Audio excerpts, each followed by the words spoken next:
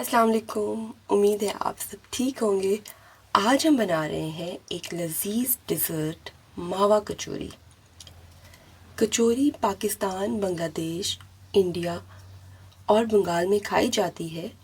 कहा जाता है कि इसका ओरिजिन राजस्थान से हुआ था, लेकिन बरसगीर के मुख्तलिफ़ हिस्सों में मुख्तलिफ़ इक़साम की कचौरी आज भी बनाई और पसंद की जाती है। मीठी मावा कचौरी इंडिया के शहर जोधपुर की ख़ुसूसियत समझी जाती है, लेकिन दूसरे ख़ित्तों के लोग भी इसे बहुत पसंद करते हैं। मावा कचौरी में खुश्क मेवाजात, खोया और चंद मखसूस मसालों के इम्तिज़ाज से बनने वाला मावा कचौरी के अंदर भरा जाता है और यही कचौरी के लजीज जायके का ज़ामिन है। आखिर में मावा कचौरी को चाशनी डालकर सर्व किया जाता है। ये लजीज तरीन डिज़र्ट्स में से एक है और इसकी शेल्फ़ लाइफ भी ज़्यादा है, तो आप इसको किसी भी दावत, ईद या इफ्तार पार्टी के एक रोज़ पहले से बना के भी रख सकते हैं। वीडियो को लाइक, चैनल को सब्सक्राइब और बेल आइकन ज़रूर प्रेस करें। सबसे पहले इंग्रेडिएंट्स नोट कर लेते हैं। मैदा 2 कप, खुश्क मेवाजात अपनी पसंद के, यहाँ पर हमने छुहारे, बादाम, काजू, पिस्ता और नारियल लिए हैं।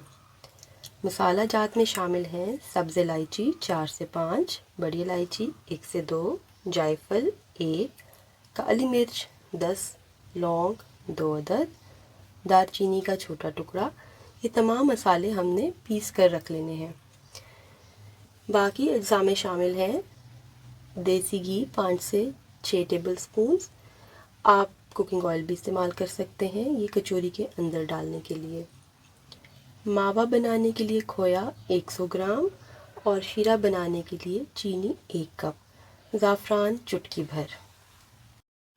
मैदे में घी डाल के अच्छी तरह मिक्स करेंगे।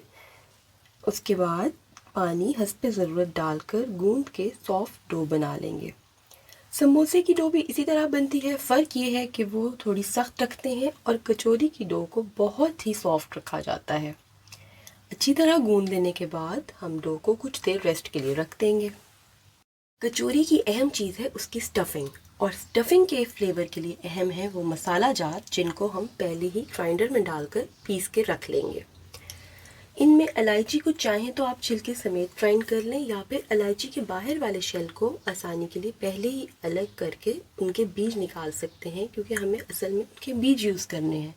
और इनके छिलके गिराने की बजाय हम चाय की पत्ती में डालकर रख दें तो बेहद खुशबूदार चाय बनेगी।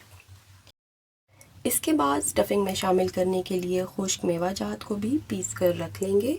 पहले नारियल, काजू, बादाम और पिस्ता ग्राइंडर में डाल के ग्राइंड करेंगे और एंड पे छुहारे, क्योंकि ज़्यादा हार्ड हैं तो उनको अलग से ग्राइंड कर लिया और इसके बाद इनको मिक्स करके रख लेंगे। इसके बाद एक पैन में खोया गरम करने रखेंगे। आप चाहें तो खोया डालने से पहले थोड़ा सा घी या ऑयल भी डाल सकते हैं। खोया गरम होके अपना फ़ैट रिलीज़ करेगा और ड्राई हो जाएगा, और हमने जो मसाला जात कूट के रखे हैं वो भी यहाँ ही ऐड करने हैं, और एंड पे क्रश्ड मेवा जात भी इसी मावे में शामिल कर देंगे।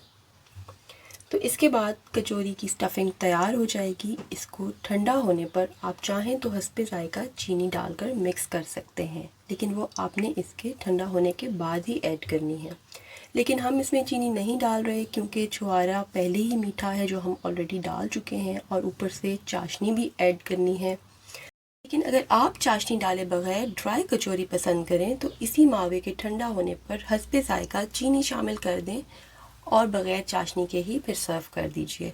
ये बिल्कुल आपकी चॉइस पे मुनहसर है, और मावा ठंडा होने पे बिल्कुल ब्रेड क्रम्स की सूरत इख्तियार कर लेगा। बारी है चाशनी बनाने की, तो एक पैन में 1 कप चीनी डालकर थोड़ा सा पानी शामिल करके चाशनी बनने रख देंगे, और इसी दौरान चुटकी भर ज़ाफ़रान भी शामिल करेंगे, और चाशनी तैयार हो जाने पे चूल्हा बंद करके ठंडा होने रख देंगे। कचौरी की स्टफिंग और चाशनी तैयार करने तक डो को रेस्ट मिल चुका है, और अब ये एक बिल्कुल स्मूथ और सॉफ्ट डो की सूरत इख्तियार कर गई है। अब हम इससे छोटे छोटे पेड़े या स्मॉल राउंड बॉल्स बना लेंगे। अगर आप कचौरी का साइज़ बड़ा या छोटा रखना चाहें तो पेड़े का साइज़ भी उसी के तनासुब से कम या ज़्यादा कर सकते हैं। अब स्टफिंग डालने के लिए मैदे के पेड़े को किनारों से प्रेस करके बेलेंगे और ध्यान रहे कि अभी दरमियान वाले हिस्से को प्रेस नहीं करेंगे। साइड से बेल लेने के बाद दरमियान में मावा डालेंगे और दोबारा से गोल बॉल की तरह बंद कर देंगे। इसके लिए किनारों को आपस में मिला के प्रेस करेंगे उस वक्त तक कि जब तक बिल्कुल स्मूथ टेक्सचर ना बन जाए। ऊपर से एक्स्ट्रा मैदा हम हटा लेंगे करके उनको बॉल्स की शक्ल देके वापस रखते जाएंगे। और अब उनको फ्राई करने से पहले कचौरी की शक्ल देने के लिए बेलेंगे। इस दफ़ा बेलते हुए दरमियान से भी प्रेस करेंगे और इसकी वजह ये है कि मावा जो दरमियान में रखा था वो प्रेस करने से किनारों तक फैल जाएगा। तो तमाम कचौरियाँ इसी तरह रेडी कर लेने के बाद हम फ्राई करना शुरू करेंगे। कचौरियाँ तलने के लिए आंच धीमी रखनी है, मीडियम टू लो। किसी सूरत भी आंच तेज़ नहीं होनी चाहिए वरना कचौरियों के अंदर मैदा कच्चा रह जाएगा और असल जायका नहीं आएगा। कचौरी पकना शुरू होगी तो खुद ही कढ़ाई में तेल के ऊपर तैरना शुरू कर देगी और उसके बाद हम उसकी साइड पलट देंगे। दरमियान से फूलना भी शुरू हो गई हैं। तो तल लेने के बाद हम इनको निकाल लेंगे और ठंडा होने पर चाशनी डालकर कटे हुए मेवाजात और चांदी के वर्क लगाकर सर्व करेंगे। कचौरी के दरमियान में सुराख करके अंदर चाशनी डालेंगे और ऊपर साइड्स पर भी लगाएंगे। आप चाहें तो कचौरी को नीचे की तरफ से भी चाशनी में डिप करके रख सकते हैं।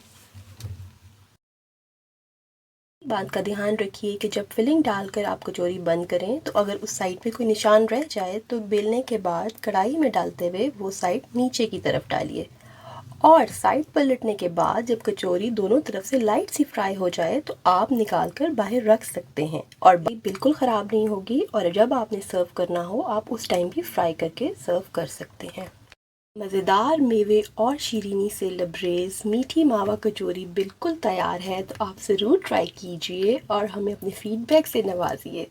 मिलेंगे नेक्स्ट मज़ेदार रेसिपी के साथ। अल्लाह हाफ़िज़।